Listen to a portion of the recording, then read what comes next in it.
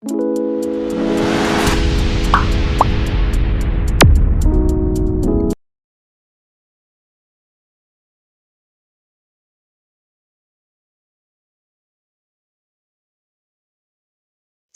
назарларыңызға Тор 2 Түнектер патшалығы фильмін ұсынатын боламыз. Мыңдаған жылдар бұрын Түнектер патшалығының патшасы Малекит әлемді қараңғылық астында қалдырғысы келеді. 9 әлемді қараңғылық астында қалдыру үшін оған эфир деген тас керек. Эфир тасы құдіретті күшке ие қызыл түсті заттардың бірі. Бірақ Малекитке Асгардтықтар патшасы Одиннің әкесі Вьора тосқауыл болды. Асгардтықтар жеңді. Малекит қашып кетті. Вьора эфир тасын сол ғаламшардың астына ешкім таппасын деп көміп кетті. Енді бізге Нью-Йоркті қиратып келген Локидің Асгардта тұтқындалған түрде келгенін көреміз. Одиннің әйелі Фериктің сөзін тыңдап, Один Локиді өлім жазасына кеспей, өмір бойы бас бостандығынан айыртады. Одан кейін Один Локиге патша тағына Тор отыратынын айтты. Тор өз жұмысын бітіріп келіп, әкесімен сөйлесті. Әкесі Тордың жердің қызы Джейн Фостерге әлі ғашық екеніне өкпелі. Тор басқа әлемдерге баратын құрылғы кемпірқосақ көпіріне барып, сол жерде Хеймдалмен сөйлесіп, Джейнге хәлін біліп қайтуға бармақшы. Джейн бір жас жігітпен кездесіп отыр, бірақ кенеттен Дарси келіп кездесуді құртады. Ол Лондондағы тастанды ғимараттан тылсым нәрсе байқағанын айтты. Сөйтіп ол жерге Джейн, Дарси және новенький бала үшеуі бара жатыр. Жолда Джейн астрофизик Эрикмен сөйлескісі келді, бірақ телефонды көтермей жатыр. Сөйтіп бізге Стоунхендждегі журналистің репортажын көрсетеді. Сөйтсек бұл уақытта Эрик тыр жалаңаш қолына түсініксіз құралдарды ұстап бір нәрсе айтып жүр екен. Сөйтіп Джейн мен оның достары тастанды ғимаратқа келді және онда ойнап жүрген балдарды көреді. Олар осы жердегі тылсым заттарды көрсетеді. Бір жерде сөйтсек заттар жоғалып қайта пайда болады екен. Джейн зерттеп жүріп бір жерге кіріп кетеді. Бұл жерде ол эфир тасын көреді. Эфир тасы Джейннің денесіне кіріп кетіп, Джейн есін жоғалтады. Эфир тасы орнынан жылжыған соң түнек патшалығының кемесі іске қосылып, Малекит оянады. Ол эфир тасының қай жерде екенін сезіп, бүкіл эльфтарды оятып, эфир тасын алып әлемді жауламақ. Джейн ұйқысынан тұрды. Ұйқысынан тұрса Дарси полиция шақырып қойыпты және Джейннің жоғалып кеткеніне 5 сағат болыпты. Осы уақытта Тор да келіп жетеді. Торды 2 жыл бойы хабарсыз кеткен үшін Джейн бетіне шапалақ береді. Бір полиция Джейнді жекеменшік жерге рұқсатсыз кірген үшін тұтқындамақ болады. Полиция Джейннің қолынан ұстап қалғанда қызыл біртүрлі импульс шашып, бәрін қиратып, Джейн жерге құлап түседі. Джейнде бір нәрсе дұрыс емес екенін біліп, Тор Джейнді өзімен алып кетеді. Асгардтық дәрігерлер Джейнді зерттеп, оның денесінен біртүрлі ауру белгісін табады. Один келіп Джейнді үйіне апарып тастауды әскерлеріне айтады. Әскерлер Джейнді ұстағанда тағы қызыл импульс шашады. Сөйтіп Один не проблема екенін түсініп, Джейннің денесінде бұрындары түнек патшалығының эльфтары іздеген эфир кіріп кеткенін айтты. Эфир көзге мыңдаған жылдар бойы көрінбеген соң, Один эфирді қыздың денесінен қалай алып шығатынын білмейді. Бұл уақытта Малекит өзінің ең сенімді әскеріне мықты ететін қылышты береді. Малекит әскерлерін дайындап Асгардқа соғысқа шығады. Малекиттің сенімді әскері Асгардқа тұтқын болып келіп, Локидің камерасына алыс емес жерде отырады. Локи бұл кезде өзінің анасының клонын жасап, сонымен сөйлесіп, өзінің патша болуға туылғанын айтып, ашу ызасын шығарып алады. Малекиттің сенімді әскері қылышты пайдаланып, мықты әскерге айналып камерадан шығады. Асгардтықтар қару-жарақ тағып бәрі шулауда. Сол кезде Локи болса, мықты әскерге қашатын басқа жолды көрсетеді. Тор тұтқынды ұстауға кетті. Джейнге болса, Тордың анасы қарайтын болды.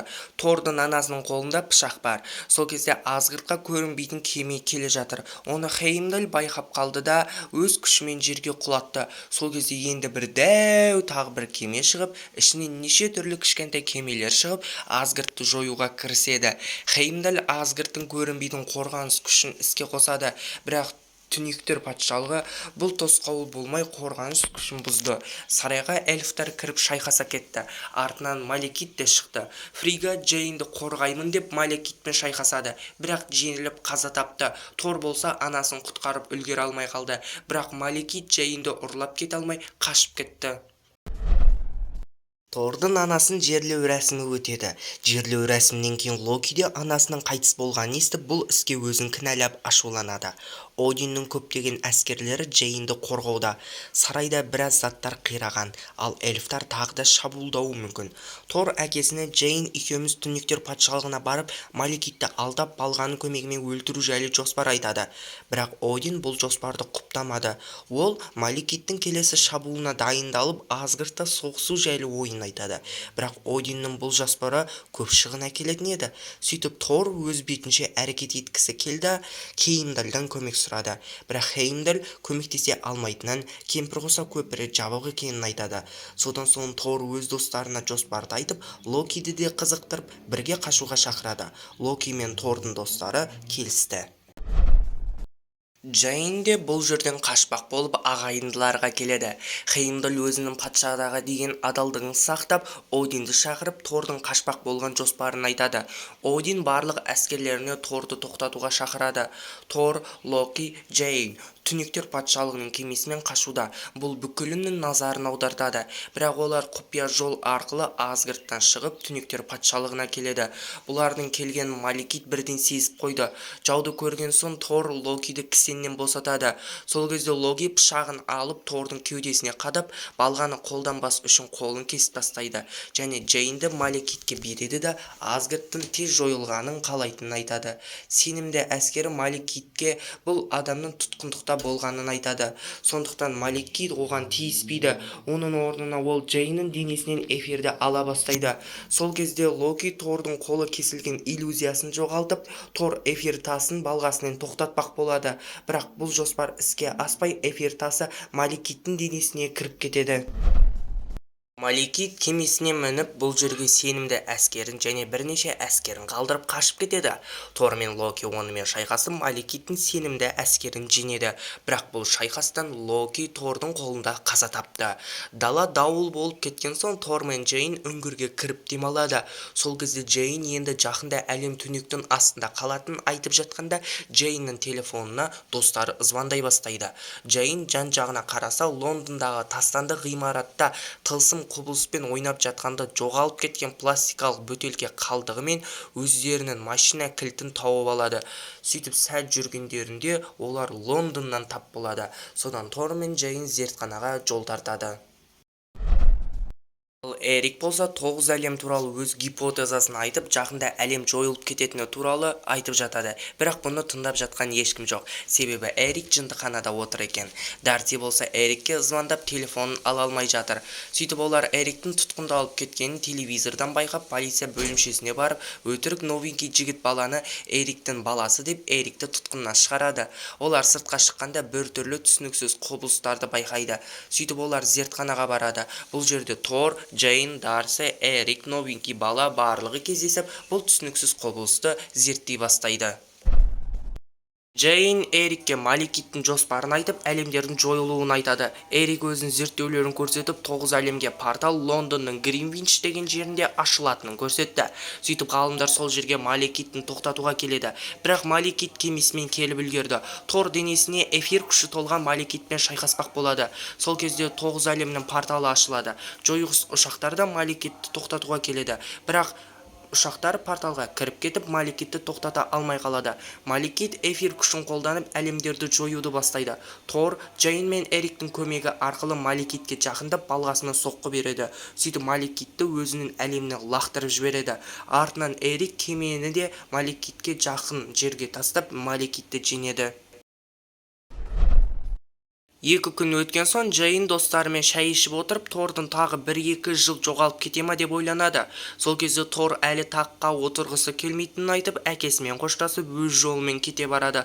Тор кеткенде тақта Один емес, Локи отырып алғанын көреміз. Сцена после титрда Тордың достары эфирді коллекционер деген адамға сақтауға тапсырып жатқанын көреміз. Және эфирді алғаннан кейін коллекционер менде бір тас бар, енді 5-еу қалды деп айтады. Келесі кадрда Джейн отырғанда Тор келіп жерде қалатынын Джейнге айтады. Фильмде көрсетілген эфир тасы ендігі болашақтағы фильмдерде біз бұны шындық тасы деп атайтын боламыз. Фильмнің басты жауызы Малекит Marvel кинокомикстарында көрсетілген, және де ондағы бейнесі мүлдем басқаша. Фильмнің басында көрсетілген тас адам Marvel кинокомикстарында көрсетілген, және де оған арнап жеке комикс шығарған, және де болашақта Тор 3-ші бөлімінде бір тас адаммен дос болады, және де бұл фильмнің басындағы тас адаммен негізінен туысқан. Астрофизик Эрик жындықананың тақтасында әртүрлі суреттер салған уақытында 616-ші әлемді байқаймыз, және де бұл әлем Marvel киноғаламының әлемінің атауы. Тағы да тақтадан біз Crossroads деген сөзді байқаймыз, және де бұл сөз Marvel киноғаламдарында қолданылған. Комикстер бойынша Crossroads дегеніміз бұл мультиәлемдер мен мультиәлемдердің арасында уақыттың өлшемі жоқ жерді айтады, және де бұл тағы да Marvel киноғаламында көрсетілген, бірақ та бұл әлемде кванттық әлем деп түсіндіріледі. Біз тақтадан Кайл Йосчок Обак деген сөздерді байқаймыз. Бұл көптеген Marvel кинокомикстерін жазған, және де Логан сынды фильмдерді түсірілген режиссерлардың бірі. Фильмде тағы қырқылып тасталынған сәттер бар. Ол сәттер бойынша Локи әртүрлі иллюзия жасап, Тордың бейнесінде, Капитан Американың бейнесінде жүрген кездері бар. Сцена после титрде коллекционер біреуі бар, енді бесеуі қалды деп шексіздік тастарын айтып отыр. Яғни кеңістік тасы, жан тасы, шындық тасы, уақыт тасы, күш тасы және ақыл тастары. Оқиға қайталанды. Яғни Тордың бірінші бөлімдегі оқиға тағы да осы Тордың екінші бөлімінде де сәл ұқсастау болып қайталанды. Онымен бірге басты жауыз Малekithті де ашық көрсете алмады. Фильмде Тордың өзінде де тым қызықсыз кейіпкер ретінде етіп көрсетті. Фильмде тек ең жақсысы Локи болды, бірақ та Локидің өзінде тым аз көрсетті. Я придумаю, как всех спасти.